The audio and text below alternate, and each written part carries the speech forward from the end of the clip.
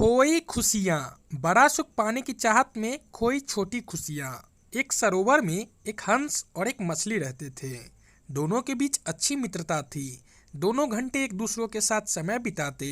रात होने पर मछली सरोवर के तल पर चली जाती और हंस निकट के पेड़ पर सो जाता। सुबह होने पर हंस कहीं चला जाता और कुछ समय के बाद मछली से मिलने आता। एक दिन मछली ने हंस से पूछा, मित्र, तुम नित्य कहाँ जाते हो? हंस ने बताया, मैं समुद्र की ओर जाता हूँ। वहाँ बहुत सारे सीप होते हैं। उन्हीं सीपों में से जिस सीप में मोती निकलता है, मुझे उसकी तलाश होती है, क्योंकि मेरा खुराक मोती ही है। मैं हंस हूँ, सिर्फ मोती ही खाता हूँ। यह सुनकर मछली बोली, मित्र, मुझे भी समुद्र देखना है कि वह कैसा होता है। मछली की उत्कट अभिलाषा देखकर हंस ने कहा, यहाँ से थोड़ी दूर एक नदी है। बारिश के दिनों में सरोवर का पानी नदी की ओर जाएगा, तो तुम नदी में चली जाना। नदी समुद्र में जाकर मिलती है, फिर तुम नदी के रास्ते समुद्र में चली जाना। एक दिन जब जोरदार बारिश हुई तो सरोवर का पानी बढ़कर नदी तक पहुंच गया और इस तरह मछली नदी में पहुंच गई। नदी का बहाव उसे समुद्र तक ले गया। मछली ने समुद्र में देखा कि वहां पर लाखों मछलियां तथा कई अन्य खतरनाक जीव हैं।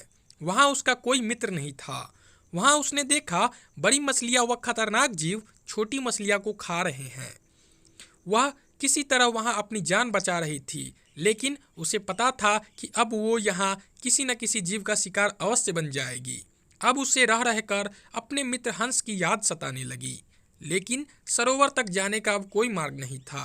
कथा का निहितार्थ यह है कि कई बार कुछ बड़ा पाने की महत्वाकांक्षा हमारी छोटी छोटी खुशियाँ को भी छीन लेती है। इसलिए अनुपलब्ध के प्रति अत्यधिक आग्रह न रखें और उपलब्ध में ही संतुष्ट रहें।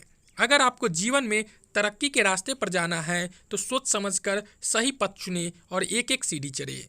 दोस्तों, आशा करता हूँ कि आपको ये कहानी पसंद आई होगी और आपको इस कहानी से ज़रूर कुछ सीखने को मिली होगी। ऐसे ही हर रोज़ एक नया कहानी सुनने के लिए और हर रोज़ कुछ नया ज्ञान पाने के लिए हमारे चैनल को सब्सक्राइब कर दे और कहानी पसंद आई हो तो कहानी को एक लाइक कर दे।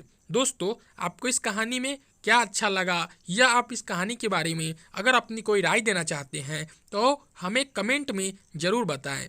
हमें आपके कमेंट का बेसब्री से इंतज़ार रहेगा, तो कमेंट करें।